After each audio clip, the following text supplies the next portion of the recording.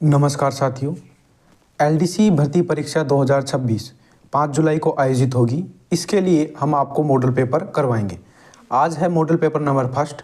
आपके रेस्पॉन्स पे डिपेंड करेगा कि आप कितने मॉडल पेपर चाहते हो, क्योंकि जितने ज़्यादा लोग इसमें एंगेज होंगे हमारा मोटिवेशन भी बढ़ेगा कि आपके लिए हम मॉडल पेपर सॉल्यूशन करवाएं। तो चलिए बिना किसी देरी के मॉडल पेपर को शुरू करते हैं। मॉडल पेपर बताने की ज़रूरत नहीं है, आपने देख लिए हैं किसके मॉडल पेपर हैं। तो चलिए फर्स्ट क्वेश्चन से शुरू करते हैं। फर्स्ट क्वेश्चन है, उष्णकटिबंधीय वर्षा वनों के संबंध में निम्नलिखित कथनों पर विचार कीजिए।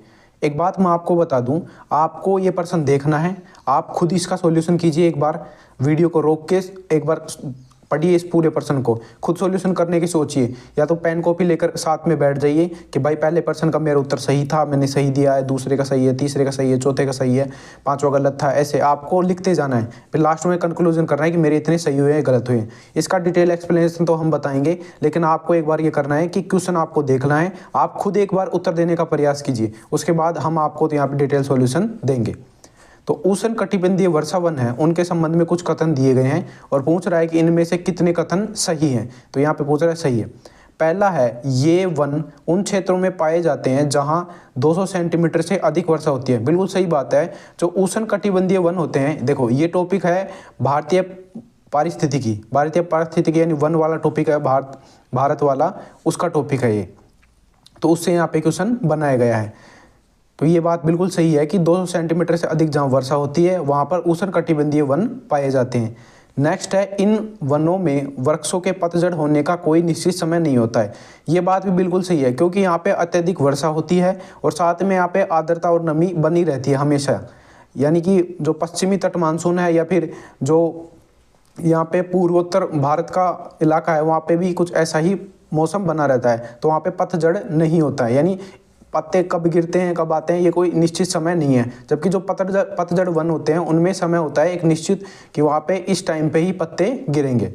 नेक्स्ट है, आबनसून और महोगनी इन वनों के प्रमुख व्यापारिक फसल हैं। बिल्कुल सही बात है।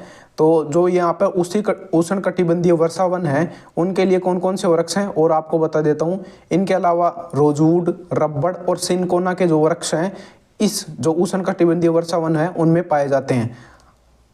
आबनूस, महोगनी, रोजवुड, रबड़ और सिनकोना, ये सारे वृक्ष वहाँ पे पाए जाते हैं। तो इसका जो राइट आंसर होगा, ये तीनों के तीनों स्टेटमेंट यहाँ पे सही दे रखे हैं। नेक्स्ट क्वेश्चन है कि भू उपयोग सांख्यिकी 2023-24 के अनुसार राजस्थान की भूमि वर्गीकरण को उनके घटते क्रम में व्यवस्थित कीजिए। तो यानी कि कौन सा ज़्यादा भूमि है यहाँ पे। देखो अभी नई रिपोर्ट आई नहीं है, 2023-24 की रिपोर्ट ही अभी यहाँ पे आप पढ़ सकते हो। तो यहाँ पे आप क्वेश्चन को पढ़िए, वीडियो को रोककर और आंसर देने का प्रयास कीजिए, हम आपको बताते हैं।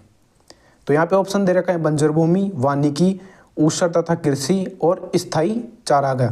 तो मैं आपको बात बता दूं कितना कितना परसेंट है इसका जो राजस्थान की भूमि है। बंजर भूमि राजस्थान में कितनी है, वो है 10.26% बंजर भूमि है। जबकि वानिकी कितनी है, 8.13% वानिकी है। जबकि ऊसर और कृषि योग्य भूमि कितनी है, 6.89% यानी 6.89%। और जो स्थायी चारागाह भूमि है वो है 4.81%। तो सबसे ज़्यादा है बंजर भूमि, उसके बाद है वानिकी, उसके बाद में है ऊसर, और स्थायी चारागाह भूमि कितनी है, 4.8%। तो यहाँ पे सबसे ज़्यादा है बंजर भूमि। पूछा क्या है, घटते क्रम में लिखो, तो सबसे लास्ट में आएगा स्थायी चारागाह भूमि। तो फर्स्ट, सेकेंड, थर्ड और फोर्थ, इसका राइट आंसर होगा ए। तो चलते हैं नेक्स्ट पे।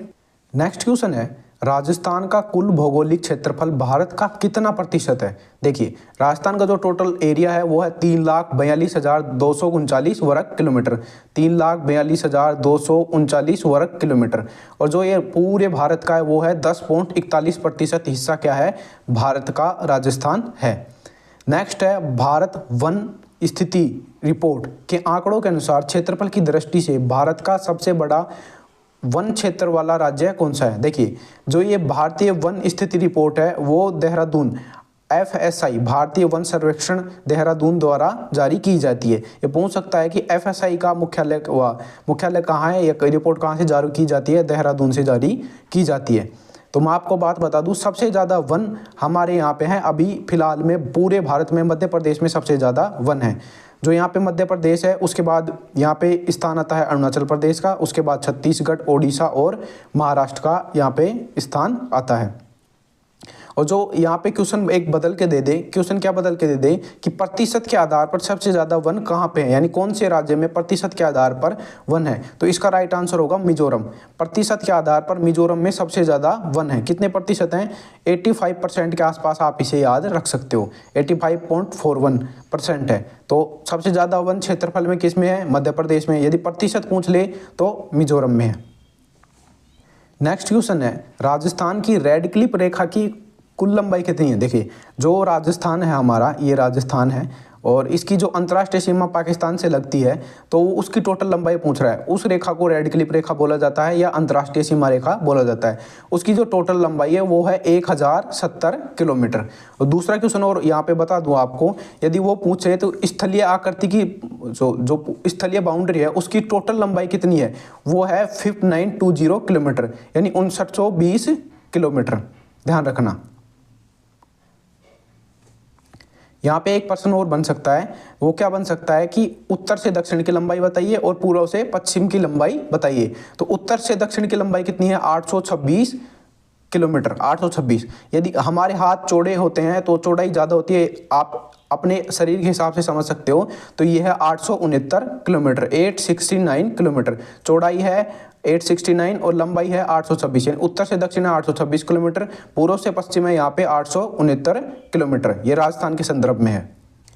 नेक्स्ट क्वेश्चन है, जनगणना 2011 के अनुसार राजस्थान में प्रति 1000 पुरुषों पर महिलाओं की संख्या, यानी ये पूछना चाह रहा है कि लिंगानुपात कितना है राजस्थान का 2011 की जनगणना के अनुसार।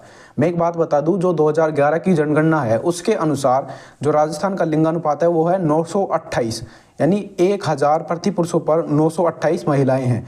जबकि 2001 से तुलना की जाए तो 2001 में 921 था। 2001 में लिंगानुपात 921 और 2011 में 928 लिंगानुपात। यहाँ पे नेक्स्ट क्वेश्चन है, राजस्थान किन खनिजों के उत्पादन में भारत में प्रथम स्थान रखता है? देखिए, एक बात बता दूं, खनिजों के मामले में पूरे भारत में राजस्थान दूसरे नंबर पर आता है। राजस्थान दूसरे नंबर पे क्यों है? क्योंकि सबसे ज़्यादा खनिज यहाँ पे पाए जाते हैं दूसरे नंबर पे। तो यहाँ पे ऐसे कौन से खनिज हैं जो केवल राजस्थान में मिलते हैं या फिर राजस्थान में सर्वाधिक उनके भंडार हैं? तो जो यहाँ पे खनिज है उनका नाम बता देता हूँ, सीसा जस्ता, जिप्सम, चांदी, एस्बेट्स, रॉक फॉस्फेट, कैल्साइट जैसे खनिज के मामले में राजस्थान का प्रथम नंबर है। तो यहाँ पे सीसा जस्ता, जिप्सम और चांदी, ये यहाँ पे फर्स्ट नंबर पे राजस्थान आता है। इनमें सबसे ज़्यादा राजस्थान में ही पाए जाते हैं।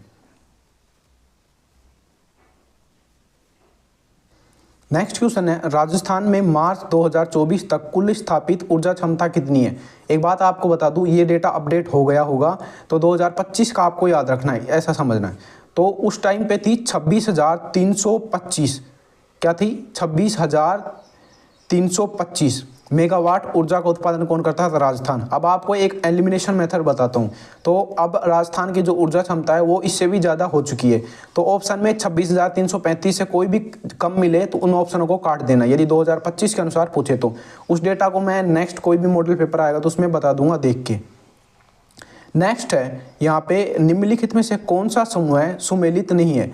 यहाँ पे कुछ क्षेत्र दे रखे हैं, उनके आगे यहाँ पे उनका जो समूह है पाया जाता है, जो चूना पत्थर हो या हिमनद हो या फिर कोई भी अलग समूह हो, वो पूछा जा रहा है। तो इनमें से कौन सा गलत है उसके बारे में आपको बताना है। पहले आप इनको देख लीजिए और फिर आप आंसर देने की कोशिश कीजिए खुद।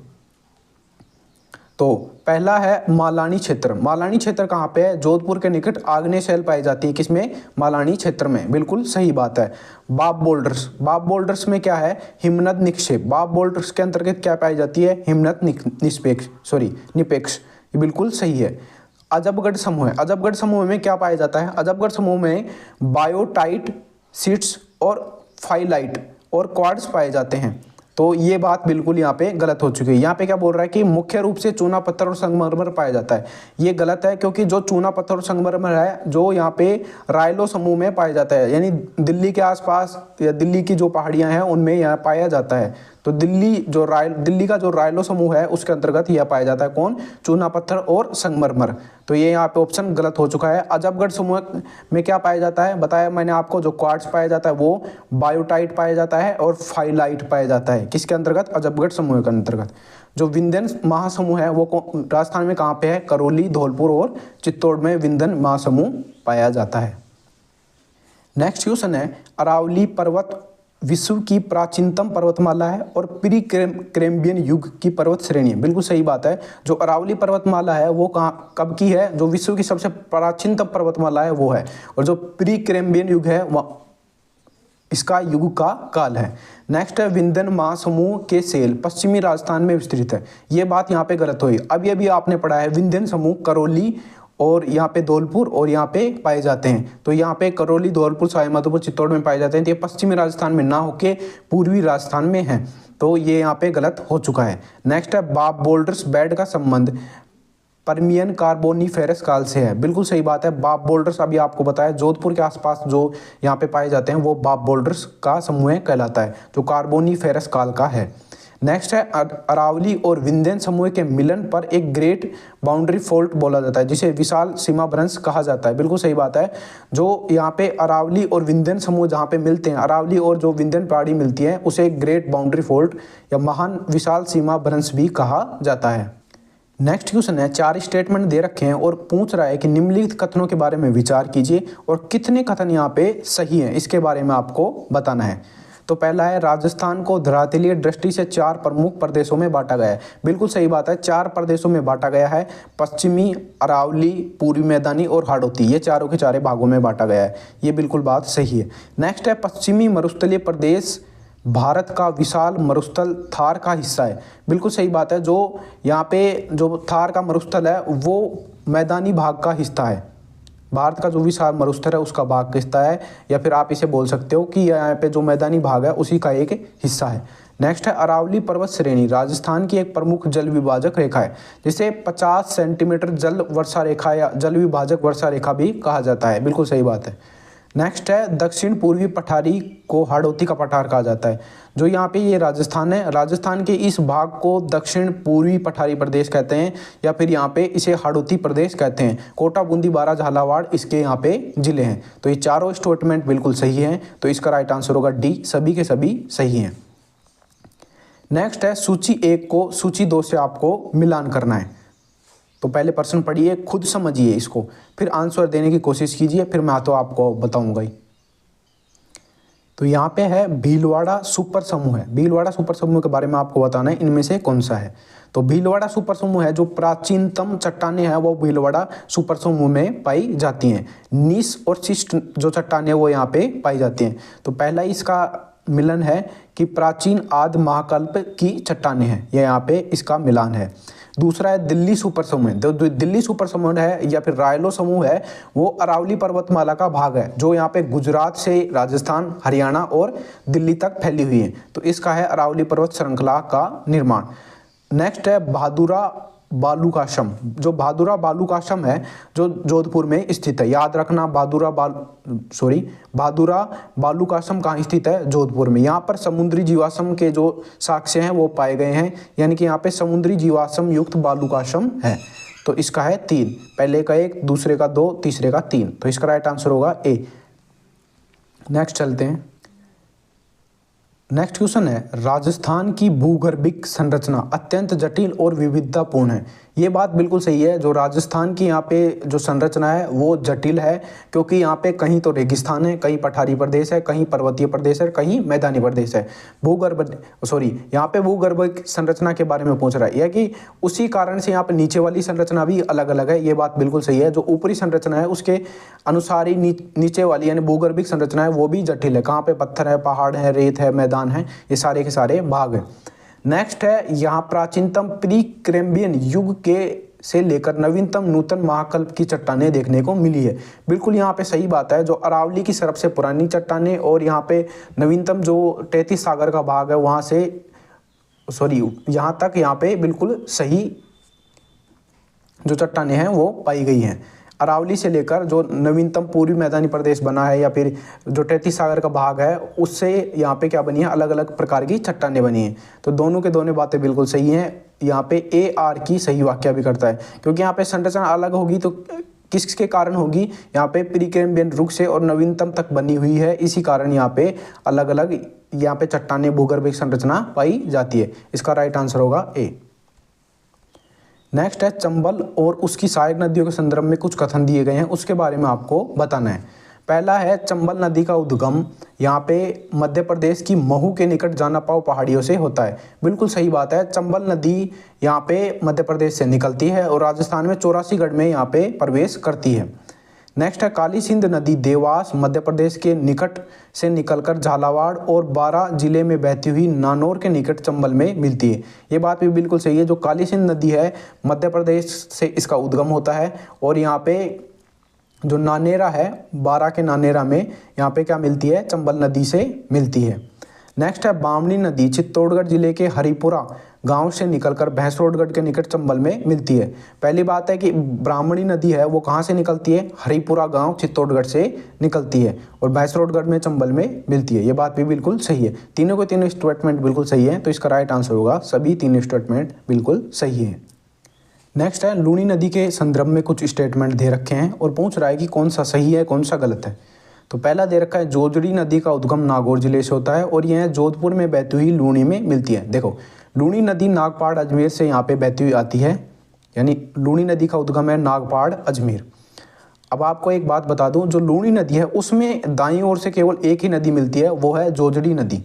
तो जोजड़ी नदी कहाँ से मिलती है, दाईं ओर से मिलती है, जबकि जो बची हुई सारी नदियाँ हैं वो बाईं ओर से मिलती हैं। जो जोजड़ी नदी है उसका उद्गम कहाँ से, नागौर से। जो लूनी की जो सहायक नदियाँ हैं वो सारी की सारी अरावली से निकलती हैं, जबकि एक ही नदी ऐसी है जो जोजड़ी नदी है वो यहाँ पे मरुस्थल से निकलती है, यानी नागौर से निकलती है, ऐसा यहाँ पे है।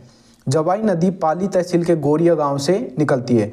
ये बात भी बिल्कुल सही है, जो जवाई नदी है वो पाली तहसील के गोरिया गांव से निकलती है। नेक्स्ट है सागी नदी सिरोही की अरावली पहाड़ियों से निकलकर जालोर बाड़मेर में बहती हुई लूनी से मिलती है। ये बात भी बिल्कुल सही है, सागी नदी का उद्गम कहाँ है, सिरोही की अरावली पहाड़ियों से निकलती है और यहाँ बाड़मेर में लूनी में मिलती है। तीनों स्टेटमेंट बिल्कुल सही है, तो इसका राइट आंसर होगा सभी तीनों सही है। नेक्स्ट है माही और साबरमती नदी तंत्र के बारे में कुछ बताया गया है, 3 स्टेटमेंट दी गई हैं, आपको इनमें से सही और गलत के बारे में बताना है। तो फर्स्ट स्टेटमेंट है माही नदी राजस्थान में बांसवाड़ा जिले के खाटू या खांदू गांव से प्रवेश करती है। मैं एक बात बता दूं, जो माही नदी है मध्य प्रदेश से निकलती है, फिर उसके बाद में जो राजस्थान है उसके बांसवाड़ा यहाँ पे जिले में खाटू या खांदू गाँव है वहाँ से प्रवेश करती है, बिल्कुल सही बात है। नेक्स्ट है साबरमती नदी का उद्गम उदयपुर के दक्षिण पश्चिम से होता है। ये बात बिल्कुल सही है, जो साबरमती नदी है उदयपुर के दक्षिण पश्चिम से निकलती है तथा इसका अंत कच्छ के रण में होता है। ये बात बिल्कुल गलत है, जो साबरमती नदी है वो यहाँ पे खंबात की खाड़ी में गिरती है, तो कच्छ के रण में यहाँ पे समाप्त नहीं होती है। कच्छ के रण में 2 नदियाँ समाप्त होती हैं, जो यहाँ पे पश्चिमी बनास है और लूनी नदी है वो कच्छ के रण में समाप्त हो जाती हैं, जबकि साबरमती पूरा पार करके यहाँ पे खंबात की खाड़ी यानी अरब सागर में गिरती है। नेक्स्ट स्टेटमेंट है माही बजाज सागर बांध निर्माण सिंचाई हेतु बांसवाड़ा के निकट माही नदी पर किया गया है। बिल्कुल सही बात है, जो माही बजाज सागर बांध है उसका निर्माण माही नदी के ऊपर किया गया है। तो यहाँ पे 2 स्टेटमेंट सही है, ये स्टेटमेंट गलत है। यदि स्टेटमेंट में थोड़ी सी भी खराबी हो तो उसे गलत माना जाएगा। तो यहाँ पे केवल 2 स्टेटमेंट यहाँ पे सही है। नेक्स्ट क्वेश्चन है राजस्थान वन स्थित रिपोर्ट 2023 के अनुसार जो राज्य के कुल भौगोलिक क्षेत्र का कितना प्रतिशत वन आवरण है। मैं एक बात आपको बता दूं, यहाँ पे ये क्वेश्चन पूछा गया है। अब आपको नई रिपोर्ट 2026 के दिसंबर में देखने को मिलेगी। पहले की रिपोर्ट है 2023 की रिपोर्ट, जो राजस्थान वन स्थित रिपोर्ट है, जो FSI देहरादून द्वारा जारी की जाती है, यानी भारतीय वन सर्वेक्षण इसे जारी करता है। तो कितना प्रतिशत वन आवरण है उस रिपोर्ट के अनुसार एग्जाम में ये पूछा जाएगा। साथ में यहाँ पे जो राजस्थान की वार्षिकांक रिपोर्ट आती है वो उसके बारे में पूछ सकता है। जो 2025 की वार्षिकांक रिपोर्ट है उसी से यहाँ पे डेटा लिया जाएगा, या फिर 2023 की जो भारतीय वन रिपोर्ट है उससे डेटा लिया जाएगा। तो आपको इन दोनों रिपोर्टों को पढ़ लेना है ध्यान से। तो कितना प्रतिशत यहाँ पे राजस्थान में क्या है वन आवरण है, इसके बारे में आपको बताना है। तो यहाँ पे वनावरण का आंसर होगा 2023 की रिपोर्ट के अनुसार 4.84% वनावरण है। तो इसका जो कुल भौगोलिक क्षेत्रफल है वो कितना है, 16,548 वर्ग किलोमीटर। ध्यान रखना है 16,548 वर्ग किलोमीटर। इसके बारे में एक बात और बता दूं, हमेशा ही से यही क्वेश्चन पूछा जाता है कि वनावरण कितना है। टोटल के बारे में नहीं पूछता है कि टोटल यहाँ पे जो वास्तविक वनावरण है उसके बारे में पूछता है। टोटल अभिलेखित वन कितने हैं नहीं पूछता है। टोटल अभिलेखित वन है 9.60% 2023 के रिपोर्ट के अनुसार, जबकि इस डेटा को वहाँ पे नहीं पूछा जाता है। पूछा जाता है तो सीधा कितना पूछा जाता है, वनावरण कितना है, 4.84% वनावरण है, 16,548 वर्ग किलोमीटर है। नेक्स्ट है भारतीय वन स्थिति रिपोर्ट ISFR 2023 के अनुसार राजस्थान के किस जिले में वन क्षेत्र में सर्वाधिक वृद्धि दर्ज की गई है।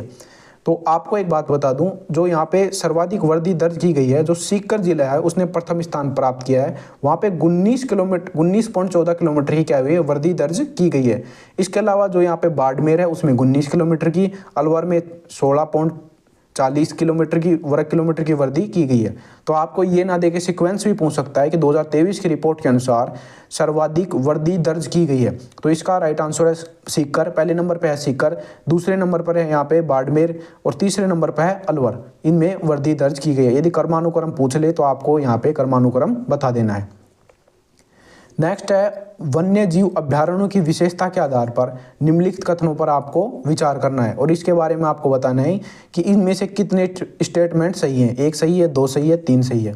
तो यहाँ पे हाँ, पहला है सरिस्का वन्य जीव अभ्यारण्य अलवर जिले में स्थित है और इसे 1990 में राष्ट्रीय उद्यान का स्थान दे दिया गया था। देखिए, जो सरिस्का वन्य जीव अभ्यारण्य है अलवर में स्थित है, बिल्कुल सही बात है, स्टेटमेंट बिल्कुल करेक्ट है। और जो यहाँ पे 1955 में अभ्यारण्य बना, जो अभ्यारण्य कब बना था, ये जो कब बना 1955 में, और जो 1990 है उसमें इसे राष्ट्रीय उद्यान का दर्जा दे दिया गया। बिल्कुल सही स्टेटमेंट है। दूसरा है राष्ट्रीय मरु उद्यान जैसलमेर और बाड़मेर जिले में स्थित है। देखो, सबसे ज़्यादा एरिया तो इसका जैसलमेर में है जो राष्ट्रीय मरु उद्यान है, और थोड़ा बहुत हिस्सा बाड़मेर में है। और यहाँ पर जीवाश्म का संरक्षण किया गया है। जो प्राचीनतम जीवाश्म मिले हैं वो जैसलमेर के मरुस्थल में मिले हैं, राष्ट्रीय मरु उद्यान में। वहाँ पे इसे संजोया गया है या फिर इसे संभाल के रखा गया है। नेक्स्ट है जो ताल छापर अभ्यारण्य चूरू जिले में स्थित है। बिल्कुल स्टेटमेंट सही है। पूछ ले ताल छापर अभ्यारण्य कहाँ स्थित है, चूरू में। और किसके लिए यहाँ प्रसिद्ध है, यह काले हिरणों के लिए प्रसिद्ध है। तो ये स्टेटमेंट भी बिल्कुल सही है। तो तीनों के तीनों स्टेटमेंट सही है। तो यहाँ पे सभी तीनों स्टेटमेंट सही है। नेक्स्ट क्वेश्चन है चंबल परियोजना के अंतर्गत कुछ यहाँ पे स्टेटमेंट दी गई हैं, उसके बारे में आपको बताना है। देखिए, इससे पहले मैं आपको चंबल के बारे में बता देता हूँ। चंबल मध्य प्रदेश से निकलती है। यहाँ पे चंबल के बारे में एक बार जूम करके दिखा देता हूँ। हाँ, चंबल नदी का एक डायग्राम बना देता हूँ। चंबल निकली, सबसे पहले यहाँ पे चंबल पर जो बांध बना हुआ है यहाँ पे गांधी सागर, उसके बाद में राजस्थान में प्रवेश किया, गांधी सागर बना दिया, उसके बाद में राणा प्रताप सागर, उसके बाद में जवाहर सागर और उसके बाद में कोटा बैराज। ये 4 बांध वहाँ पे बने हुए हैं चंबल नदी के ऊपर। गांधी सागर, राणा प्रताप सागर, जवाहर सागर और कोटा बैराज, ये 4 बांध यहाँ पे किस नदी पर बने हुए हैं, चंबल नदी पर। क्रम आपको बता दिया नीचे से ऊपर की ओर। अब यहाँ पे चरण पूछ रहा है इनके, तो चरणों के बारे में एक बात बता देता हूँ आपको। जो चंबल नदी है उसमें जो पहला और लास्ट वाला बांध है प्रथम चरण में बना। जो यहाँ पे गांधी सागर बांध है और सबसे लास्ट वाला कोटा बैराज बांध है वो प्रथम चरण में बना है। तो प्रथम चरण में गांधी सागर और कोटा बैराज यानी कोटा सिंचाई बांध का निर्माण हुआ है। बिल्कुल सही बात है। दूसरे चरण में कौन बना है, यहाँ पे राणा प्रताप सागर। तो दूसरा बांध है यहाँ पे राणा प्रताप सागर नीचे की तरफ से जहाँ से नदी निकलती है। तो दूसरा चरण में इसका निर्माण हुआ है। बिल्कुल सही बात है। तीसरे चरण में जो तीसरा बांध है जवाहर सागर बांध नदी के उद्गम की ओर से, वहाँ पे तीसरे चरण में इसका जो निर्माण हुआ है वो हुआ है। तो यहाँ पे तीनों के तीनों स्टेटमेंट बिल्कुल सही हैं। तो A, B व C तीनों के तीनों सही हैं। तो यहाँ पे ERCP यानी राम जल सेतु परियोजना के बारे में क्वेश्चन है, उसके बारे में आपको बताना है। पहले आप खुद दीजिए आंसर, फिर मैं आपको यहाँ पे बताता हूँ। तो पहला स्टेटमेंट है इसके माध्यम से कुल 32 बांधों को भरा जाएगा। बिल्कुल सही बात है। जो 32 बांध है उनको यहाँ पे भरा जाएगा। कौन कौन से राज्य या कौन से जिले के बांध है, तो मैं आपको बता दूं जो राम जल सेतु परियोजना है जो भारत सरकार, राजस्थान सरकार और मध्य सरकार यानी जो त्रिपक्षीय समझौता है उनको मिला जुला कर यह परियोजना बनाई गई है। राजस्थान सरकार और मध्य प्रदेश सरकार और भारत सरकार, यानी राजस्थान और मध्य प्रदेश दोनों जिले इसके पूरे फायदे उठाएंगे। नेक्स्ट है, इसके तहत राजस्थान के 17 जिलों में पेयजल आपूर्ति की जाएगी। बिल्कुल सही बात है, 17 जिले हैं, उनमें से कुछ जिलों के नाम बता दूं, झालावाड़, कोटा, बूंदी, टोंक, जयपुर, दौसा और अलवर, ये जिला हैं। यहाँ पे पेयजल की जो समस्या है उनको दूर करेगी। इस परियोजना के समझौते पर 28 जनवरी 2024 को हस्ताक्षर किए गए। ये बात भी बिल्कुल सही है, 28 जनवरी 2024 को केंद्र सरकार, मध्य प्रदेश सरकार और राजस्थान सरकार के बीच में समझौते पर हस्ताक्षर हुए हैं। ये तीनों के तीनों स्टेटमेंट सही हैं, तो इसका राइट आंसर है सभी के सभी सही हैं। नेक्स्ट है, राजस्थान में तांबा उत्पादन के लिए खोदरीबा क्षेत्र कहाँ पे है? देखिए, जो तांबा उत्पादन क्षेत्र के बारे में थोड़ा भी जानते हैं वो सीधा जाके झुंझुनू लगाएंगे। तो झुंझुनू में जो यहाँ पे खेतड़ी है, खेतड़ी सिंगाना, झुंझुनू में तांबे के लिए सबसे ज़्यादा प्रसिद्ध है। जबकि यहाँ पे जो खोदरीबा क्षेत्र है वो अलवर में स्थित है। कहाँ पे है?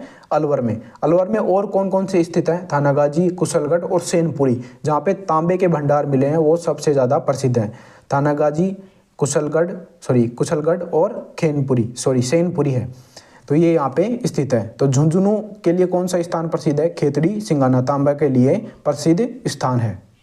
नेक्स्ट क्वेश्चन है, निम्नलिखित कथनों पर विचार कीजिए। कोयले के बारे में कुछ कथन दे रखे हैं, इनका आपको बारे में बताना है। तो पहली बात आपको बता दूं, टोटल 4 प्रकार का कोयला पाया जाता है, ABLP, आपको ऐसे याद रखना है, ABLP। पहले ABP न्यूज आती थी, तो इसमें आपको L और लगा लेना है।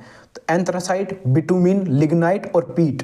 एंथ्रासाइट सबसे बढ़िया कोयला, बिटुमिन उससे थोड़ा खराब कोयला, लिग्नाइट उससे थोड़ा खराब और पीट सबसे ज़्यादा खराब कोयला होता है। तो ABLP 4 नाम याद रख लेना, एंथ्रासाइट, बिटुमिन, लिग्नाइट और पीट कोयला।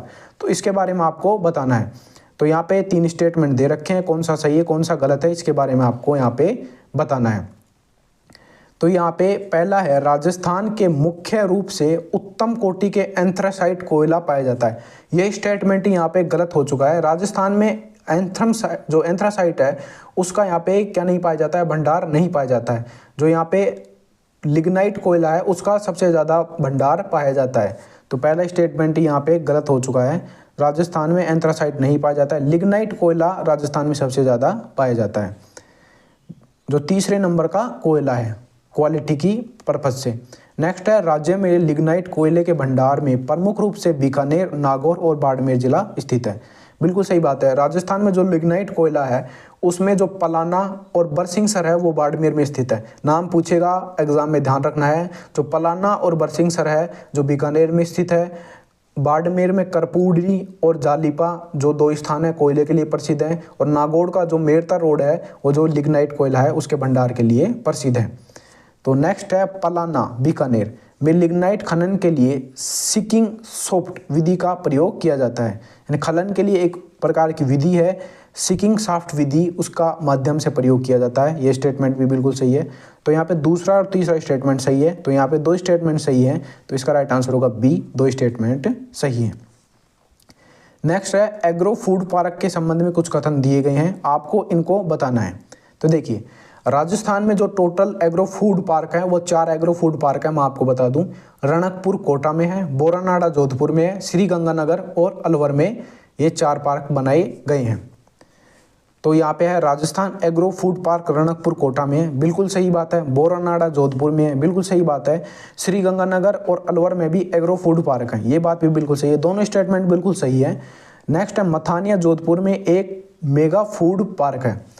तो यहाँ पे आपको बता दूं, जो मथानिया जोधपुर है वहाँ पे मेगा फूड पार्क नहीं है। जो मेगा फूड पार्क है वो रूपनगढ़ अजमेर में स्थित है। जो ये मेगा फूड, देखो एग्रो फूड पार्क अलग है, मेगा फूड पार्क अलग है। जो मेगा फूड पार्क है वो रूपनगढ़ अजमेर में स्थित है, रूपनगढ़ अजमेर में स्थित है, ध्यान रखिएगा। Mega food park Roopangarh Ajmer में। राजस्थान में 4 एग्रो फूड पार्क हैं, रणकपुर कोटा, बोरानाड़ा जोधपुर, श्री गंगानगर अलवर और एग्रो फूड, ये श्री गंगानगर और अलवर, ये चारों यहाँ पे जिले हैं उनमें स्थित है। Mega food park Ranakpur Ajmer में है। और जोधपुर मथानिया जोधपुर है, वहाँ पे क्या स्थित है? मथानिया जोधपुर में मसाला पार्क स्थित है, ध्यान रखिएगा। जो मसाला पार्क है जो कहाँ पे स्थित है? मथानिया जोधपुर में। तो यहाँ पे 2 स्टेटमेंट सही है और तीसरा स्टेटमेंट गलत है। तो इसका राइट आंसर होगा केवल 2 स्टेटमेंट यहाँ पे सही है। यहाँ पे राजस्थान की दशक की वर्दी की जनसंख्या है, जनसंख्या में जो दशक की वर्दी है उसके बारे में क्वेश्चन है। तो 1911 से 1921 के मध्य राज्य में जनसंख्या है जिसमें ऋणात्मक वृद्धि दर्ज की गई, यानी कि जनसंख्या है राज्य की वो कम हुई। किसके मध्य? 1911 से 1921 के मध्य। इस टाइम पे सूखा, अकाल, युद्ध जैसे हालात थे, तो इसी वजह से जनसंख्या में कमी आई 1911 से 1921 के मध्य। नेक्स्ट है स्वतंत्रता के पश्चात 1971 और 1981 के मध्य दशकीय राजस्थान में वृद्धि दर उच्चतम दर्ज की गई। बिल्कुल सही बात है, 1971 से 1981 के मध्य सर्वाधिक जनसंख्या बढ़ी है, यानी 32% वृद्धि हुई है किसमें? दशकीय वृद्धि दर में।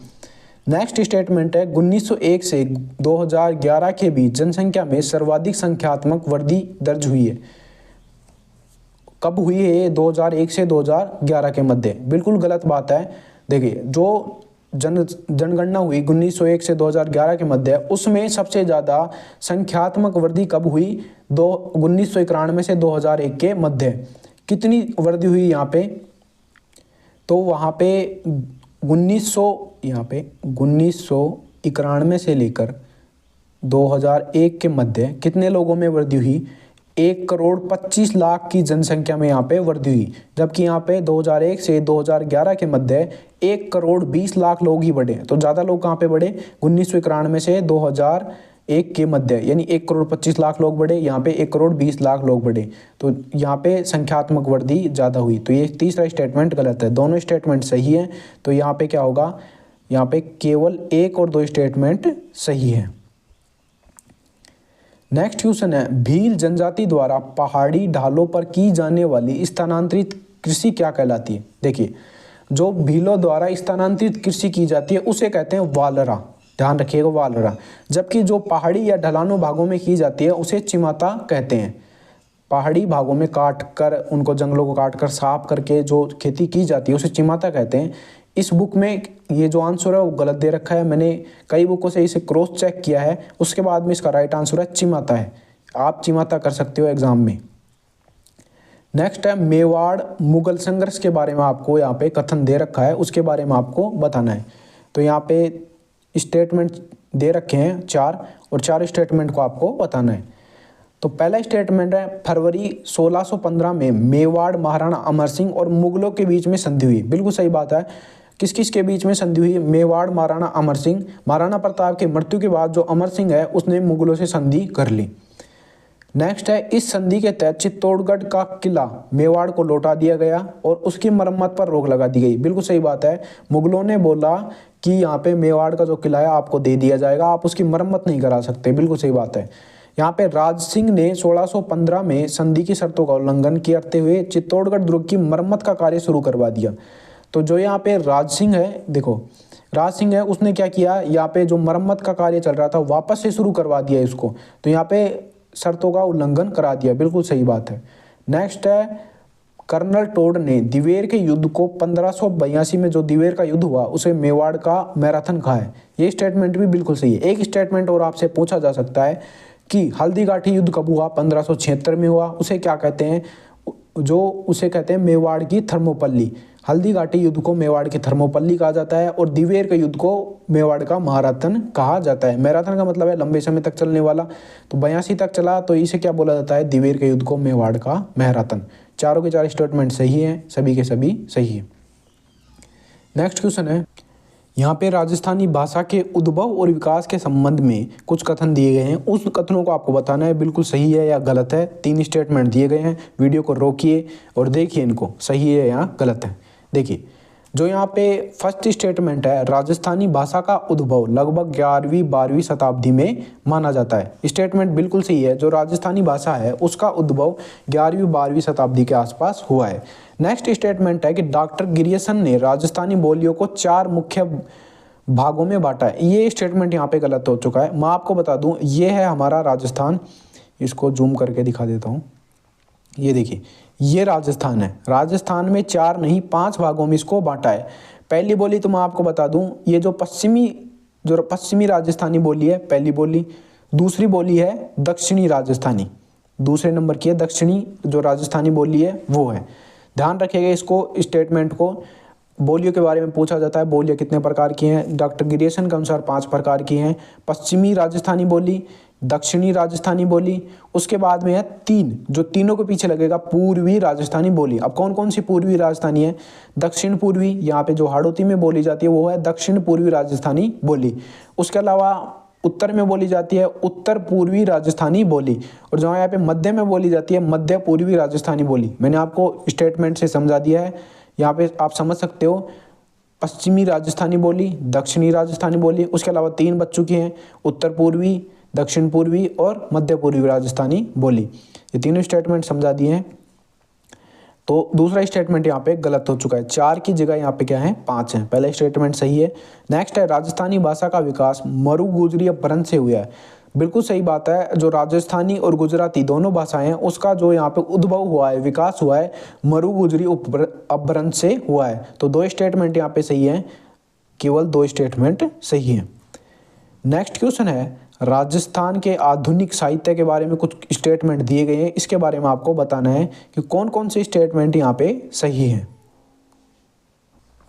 तो पहला है मेघराज मुकुल की सेनानी कविता अपने दौर की सर्वाधिक लोकप्रिय कविता थी। एक क्वेश्चन यहाँ से बन सकता है कि यहाँ पे आपको दे देगा सेनानी कविता किस लेखक द्वारा लिखी गई, तो इनका नाम है मेघराज मुकुल द्वारा। सबसे प्रसिद्ध कविता थी उस दौर में, तो बिल्कुल सही है, इसका राइट आंसर है।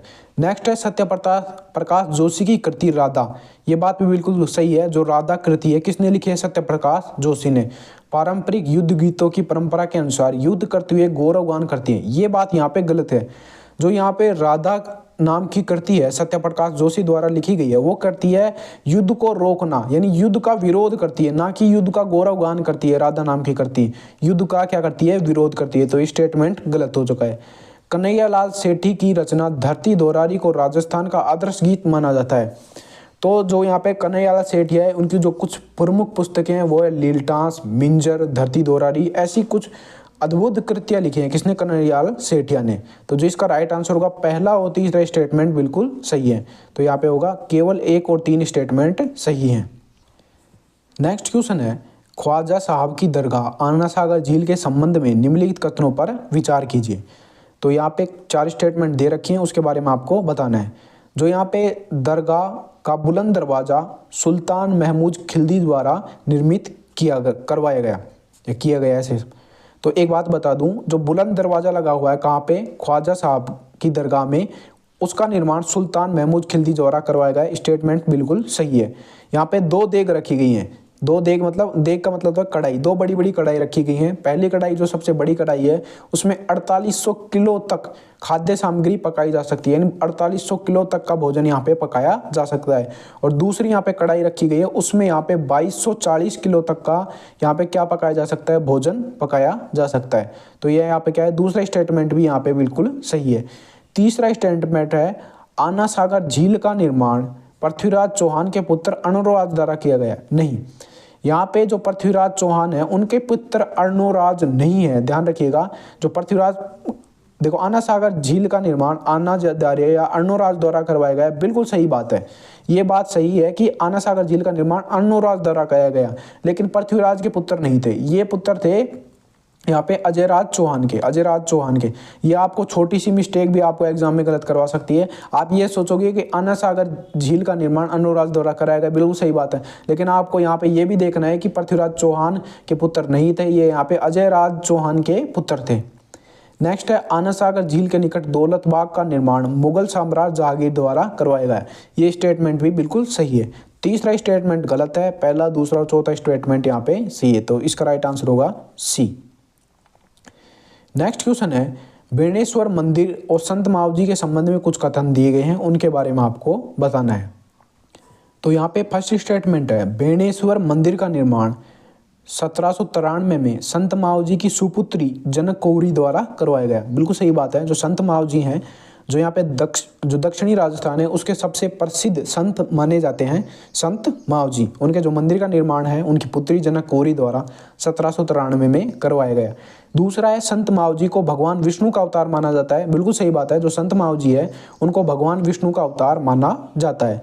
नेक्स्ट है इस मंदिर के पास स्थित शिवलिंग की विशेषता यह है कि वह 5 शीर्षों में विभाजित है। शिवलिंग की एक विशेषता हो रहा है, शिवलिंग एक अद्वितीय शिवलिंग है जो स्वयंभू शिवलिंग है। स्वयंभू शिवलिंग का मतलब है कि जो धरती से अपना आप प्रकट होते हैं उसे स्वयंभू बोला जाता है। तो यहाँ पे ये स्टेटमेंट भी बिल्कुल सही है। तो तीनों को तीनों स्टेटमेंट सही है, इसका राइट आंसर होगा उपयुक्त सभी स्टेटमेंट सही हैं। देखो जैसे मैं यहाँ पे जीके करवा रहा हूँ वैसे ही आपको यहाँ पे सारे के सारे सब्जेक्ट चाहिए, तो मुझे टीचर्स हायर करने पड़ेंगे यहाँ पे, या फिर मुझे टाइम मिलेगा तो मैं उन सब्जेक्ट को भी करवा सकता हूँ। तो सबसे पहले तो मेरा फोकस रहेगा कि मैं जीके को यहाँ पे आपको कंप्लीट करवा दूँ। दूसरी बात यह है कि यदि आप चाहते हो कि सारे कंप्लीट करवाए जाएँ तो वीडियो को रेस्पॉन्स अच्छा आना चाहिए, इस पर कुछ लाइक्स या फिर इसे शेयर या फिर देखने वालों की संख्या थोड़ी अधिक होगी तो हम इसका प्रयास करेंगे कि जितने ज़्यादा टीचर्स इस जो यहाँ पे मॉडल पेपर है जल्दी से जल्दी सोल्व आपको करवा दिए जाएं। एग्जाम से यहाँ पे 2-3 दिन या 5 दिन पहले तक सारे के सारे 22 मॉडल पेपर आपको करवा दिए जाएं। लेकिन आपको प्रयास करना होगा, वीडियो को यहाँ पे रीच दिलवानी होगी। यदि देखो यदि 1, 2 या 5, 10 व्यू आते हैं वीडियो के ऊपर तो हमारा भी यहाँ पे मन नहीं करता है, मोटिवेशन नहीं होता है कि यहाँ पे वीडियोज़ बनाई जाए। हम आपके लिए इतनी मेहनत करते हैं, किसी न किसी कोचिंग का यहाँ पे मॉडल पेपर लाते हैं या फिर उसे सोल्व करवाते हैं अच्छी तरीके से। और यदि आपको इसका मॉडल पेपर चाहिए तो टेलीग्राम पे संपर्क कर सकते हैं। और 22 तारीख तक टेलीग्राम बंद है, तो 22 तारीख तक आप एक काम कर सकते हो, टेलीग्राम में वीपीएन लगाना देख लो कैसे लगाते हैं। वीपीएन लगाकर टेलीग्राम से संपर्क कर सकते हो। नीचे टेलीग्राम का लिंक है, नीचे दे रखा है कि आप मॉडल पेपर कैसे मिल सकते हैं। ये PDF फॉर्मेट में आप उसे आंसर की के साथ डाउनलोड कर सकते हो। तो नेक्स्ट क्वेश्चन है, राजस्थान के लोक नृत्यों के संदर्भ में निम्नलिखित कथनों पर विचार कीजिए। अब यहाँ पे लोक नृत्य दे रखे हैं, इनके बारे में आपको बताना है। गींदड़ शेखावाटी का नृत्य है, जो लोक नृत्य गींदड़, सही बात है, होली के अवसर पर किया जाता है और पुरुषों द्वारा किया जाता है। कुछ पुरुष महिलाओं के वस्त्र पहनकर भाग लेते हैं जिसे गोरी कहते हैं, गोरी या गणगौर। आपने देखा होगा गणगौर के अवसर पर क्या हो जाता है, डब्बा जाया जाता है और वहाँ पे एक जो पुरुष है वो क्या करता है, एक महिला का वेश धारण करके डांस करता है, नाचता है, उसे गोरी या गणगौर कहा जाता है। बिल्कुल सही स्टेटमेंट है। नेक्स्ट है, कच्ची घोड़ी नृत्य शेखावाटी में किया जाता है, बिल्कुल सही बात है। और यह पारंपरिक व्यावसायिक नृत्य है, जो व्यावसायिक नृत्य है वो है पर्वत क्षेत्रों में किया जाता है। कच्ची घोड़ी नृत्य में क्या किया जाता है, आगे एक काठ की घोड़ी, जो यहाँ पे इंसान है वो काठ की घोड़ी अपने आगे बांध लेता है और उससे ऐसा लगता है कि वो काठ की घोड़ी के ऊपर बैठा हुआ है, कच्ची घोड़ी नृत्य में। अग्नि नृत्य बीकानेर जिले के कतरियासर गांव में हुआ और जसनाती संप्रदाय के अनुयायी द्वारा किया जाता है, बिल्कुल सही बात है। जो यहाँ पे अग्नि नृत्य है जसनाती संप्रदाय के लोगों द्वारा कतरियासर गांव में प्रसिद्ध है। तो ये स्टेटमेंट भी बिल्कुल सही है। तो तीनों के तीनों स्टेटमेंट यहाँ पे बिल्कुल सही है। नेक्स्ट है, मेवाड़ क्षेत्र में भील समुदाय द्वारा किए जाने वाले गौरी लोक नाट्य का मुख्य आधार क्या है। देखिए जो गौरी लोक नाट्य है वो यहाँ पे किस क्षेत्र में किया जाता है, पहला क्वेश्चन ये बनता है। मेवाड़ क्षेत्र में किया जाता है, किस जाति द्वारा किया जाता है, भील समूह द्वारा या भील जाति द्वारा इसे किया जाता है। इसके अंतर्गत क्या या किस पात्र की कहानी है, शिव और भस्मासुर की यहाँ पे कथा का प्रसंग आता है। तो ये सी आंसर इसका सही है। लोक देवता तेजाजी के संबंध में यहाँ पे स्टेटमेंट दिए गए हैं, आपको यह बताना है कि विवरणों में से कौन सा गलत है, गलत के बारे में आपको बताना है। मैंने आपको बार बार बोला है वीडियो को रोक कर, जैसे ही क्वेश्चन आता है वीडियो को रोक लीजिए और आप खुद आंसर देने का प्रयास कीजिए, फिर उसके बाद मैं आपको बताता हूँ, देख लेना मेरा सही हुआ है या गलत हुआ है। तेजाजी का जन्म खडनाल नागौर में हुआ। धौलिया गोत्र के यहाँ पे तेजाजी थे। इनकी पत्नी का नाम पेमल था, बिल्कुल सही बात है। तेजाजी का जन्म 1073 ईस्वी में माघ शुक्ल चतुर्दशी को हुआ है, बिल्कुल सही बात है। और तेजाजी का जो मुख्य यहाँ पे 5 पीरों में गिने जाते हैं, ये स्टेटमेंट बिल्कुल गलत है। तेजाजी को जो 5 पीर हैं उनमें नहीं गिना जाता है। 5 पीरों में कौन कौन से हैं, पाबूजी, हड़बूजी, रामदेवजी और मेहाजी और गोगाजी। गोगाजी, पाबूजी, हड़बूजी, रामदेवजी और मेहाजी मांगलिया, ये क्या है, 5 पीरों में शामिल है। तेजाजी प्रसिद्ध देवता है लेकिन 5 पीरों में इनको शामिल नहीं किया गया है। नेक्स्ट है, संत पीपा के जीवन से संबंधित यहाँ पे कुछ स्टेटमेंट दिए गए, इसके बारे में आपको बताना है। देखो जो संत पीपा जी है उनका जो नाम था वो क्या था, प्रताप सिंह। मूल नाम क्या था, बचपन का नाम या मूल नाम प्रताप सिंह था। जो संत पीपा जी है उनके गुरु का नाम संत रामानंद था, बिल्कुल सही बात है। इनका जो मुख्य मंदिर है समदड़ी बाड़मेर में बना हुआ, ये स्टेटमेंट भी बिल्कुल सही है। जो संत पीपाजी थे वो निर्गुण भक्ति के उपासक थे। तो यहाँ पे क्या दे रखा है, भक्ति मार्ग सगुण, ये बात बिल्कुल गलत है। संत पीपाजी निर्गुण भक्ति के उपासक थे। निर्गुण भक्ति क्या होती है मैं आपको बता दूं कि जो मूर्ति पूजा पर विश्वास नहीं करते हैं, जो निर्गुण भक्ति कहलाती है। सगुण भक्ति क्या होती है, जो मूर्ति पूजा पर विश्वास करते हैं, सगुण भक्ति कहलाती है। निर्गुण भक्ति में नाम पर फोकस किया जाता है, किसी भी भगवान का नाम हो या कोई भी हो। नेक्स्ट है, निम्नलिखित में से राजस्थानी आभूषणों के संबंध में यहाँ पे कुछ कथन दिए गए हैं, उसके बारे में आपको बताना है कि कौन सा कथन इनमें से गलत कथन है। तो पहला है बोर, बोरला, सिसपुल सिर पर पहने जाने वाले आभूषण है। बिल्कुल सही बात है। सिर पर कौन कौन से आभूषण यहाँ पे पहने जाते हैं, बोर, बोरला, सिसपुल, ये सिर पर पहने जाने हैं। तुलसी और बजटी, हाकल गले में पहने जाते हैं। जो तुलसी की माला है ऐसे आप समझ सकते हो कि गले में पहनी जाती है। बजटी है, हाकल है, गले में पहनी जाती है। नेक्स्ट है मोकड़ी, करधनी महिला द्वारा पैर में पहनी जाती है। ये बात बिल्कुल गलत है। करधनी का आप सीधा आप समझ सकते हो कमर पर पहनी जाती है, जो तागड़ी भी बोलते हैं जिसे, कमर पर पहनी जाती है। ये स्टेटमेंट गलत हो चुका है। करधनी कहाँ पे पहनी जाती है, कमर में, और मोकड़ी हाथ में पहनी जाती है। मोकड़ी कहाँ पे, हाथ में पहनी जाती है। नथ, बेसर, बाकी नाक में पहनी जाती है, ये नाक के आभूषण हैं। ये बात बिल्कुल सही है। जो नथ पहनी जाती है, नाक में कांटा पहना जाता है, बेसर पहनी जाती है, बारी पहनी जाती है, नाक, ये नाक के सारे आभूषण हैं। नेक्स्ट है, राजस्थान के खनिज वितरण के संदर्भ में कुछ कथन दिए गए हैं। आपको क्या करना है, इन कथनों के बारे में आपको बताना है। तो पहला स्टेटमेंट है, नाथरा की पाल और थूर हुंडेर क्षेत्र उदयपुर जिले में स्थित है। बिल्कुल सही बात है। जो नाथरा की पाल है, थूर हुंडेर है, उदयपुर में स्थित है। जो मैग्नीज के बड़े भंडारों के लिए जाने जाते हैं, गलत बात। यहाँ पे मैग्नीज नहीं पाए जाते हैं, लोहा अयस्क के बड़े भंडार पाए जाते हैं। कहाँ पे, नाथरा की पाल और थूर हुंडेर में। तो यहाँ पे पहला स्टेटमेंट ही गलत हो चुका है। दूसरा है, राजपुरा दरीबा क्षेत्र राजसमंद जिले में स्थित है, जहाँ सीसा जस्ता के निक्षेप निकलते हैं। जो राजपुरा दरीबा है राजसमंद में सबसे प्रसिद्ध स्थान है। किसके लिए प्रसिद्ध है, सीसा और जस्ता के लिए। यहाँ पे नेक्स्ट यहाँ पे स्टेटमेंट दे रखा है, तीसरा स्टेटमेंट है, गलती से यहाँ पे 4 लिखा गया है, लेकिन यहाँ पे जो स्टेटमेंट है 3 नंबर स्टेटमेंट है। लीलवाणी और इटाला क्षेत्र बांसवाड़ा जिले के प्रमुख मैग्नीज उत्पादक हैं। सही बात है। जो यहाँ पे पहला स्टेटमेंट दे रखा था वहाँ पे क्या था, नाथरा की पाल, थूर हुंडेला मैग्नीज के लिए था, लेकिन वो मैग्नीज के लिए नहीं थे, लोहा एस के लिए थे। मैग्नीज के लिए बांसवाड़ा क्षेत्र प्रसिद्ध है, लीलवाणी और इटाला क्षेत्र प्रसिद्ध है। तो यहाँ पे दूसरा और तीसरा स्टेटमेंट है, तो केवल 2 और 3 यहाँ पे सही है। नेक्स्ट है, स्वतंत्रता सेनानी जमनालाल बजाज के बारे में यहाँ पे कुछ स्टेटमेंट दिए गए हैं, उनके बारे में आपको बताना है।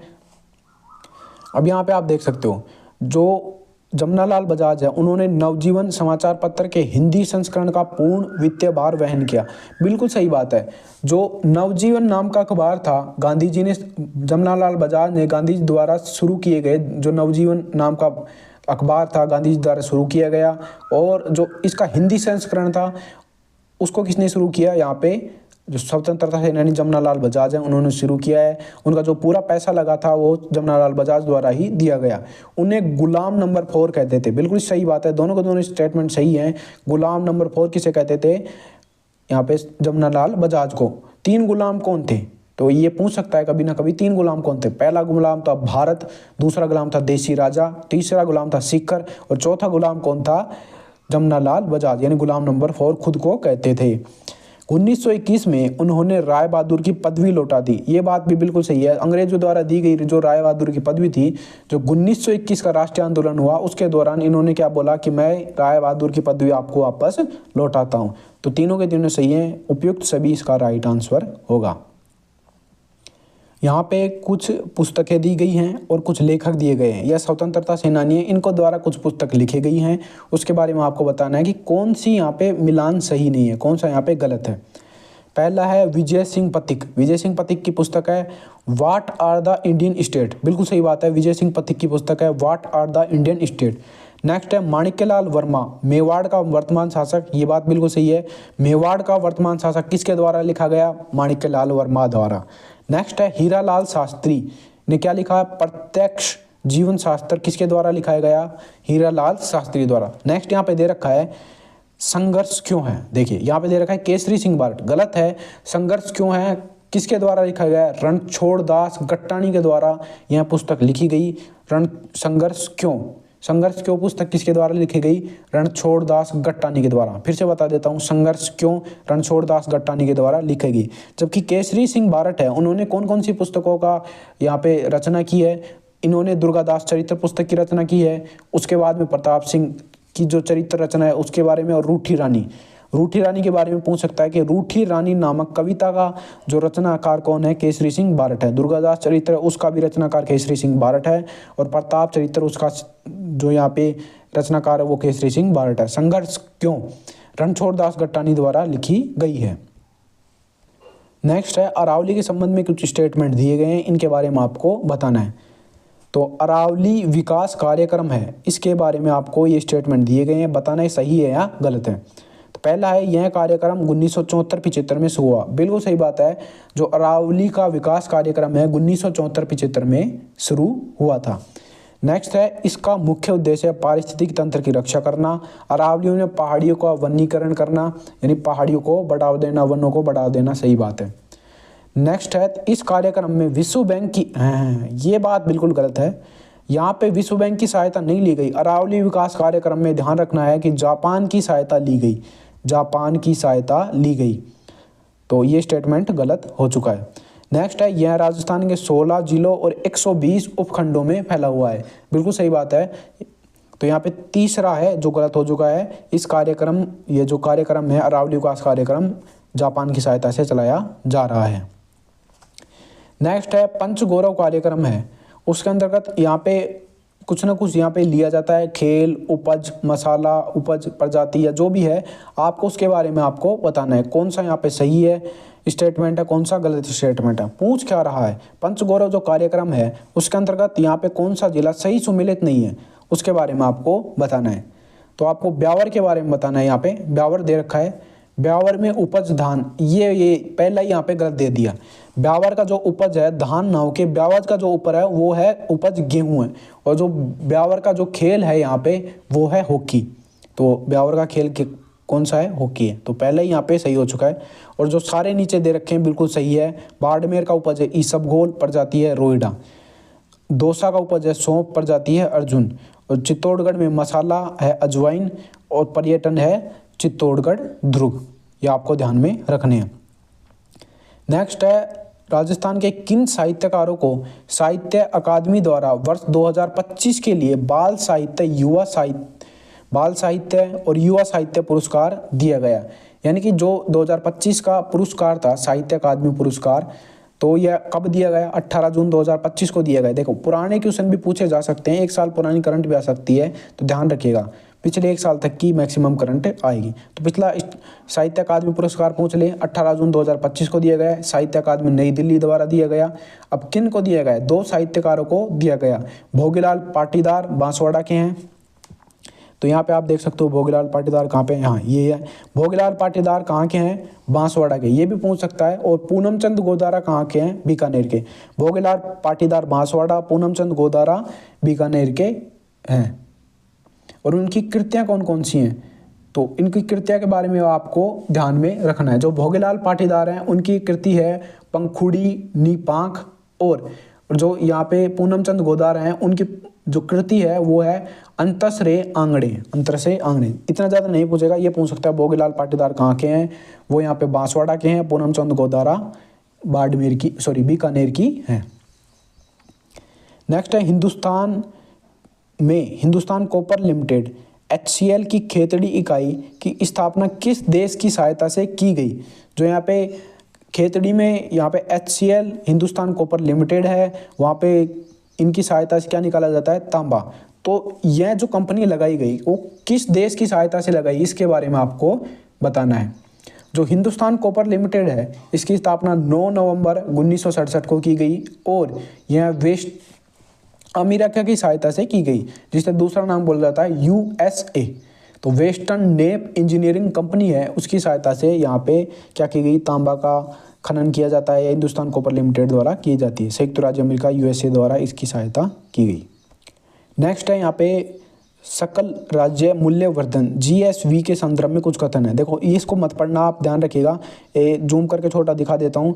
आप 2023-24 को ना पढ़ के 2024-25 को या फिर जो नया यहाँ पे स्टेटमेंट आया है, नया आंकड़े आए हैं, उसको यहाँ पे प्रचलित कीमतों के दर पर क्या है, किसी संबंध में क्या है, उसको आपको पढ़ना है। ये क्वेश्चन आप स्क्रीनशॉट ले लीजिए इसका, और आप इसी क्वेश्चन को 2025-26 के संदर्भ में रख के देखिए और उसे यहाँ पे आप पढ़िए।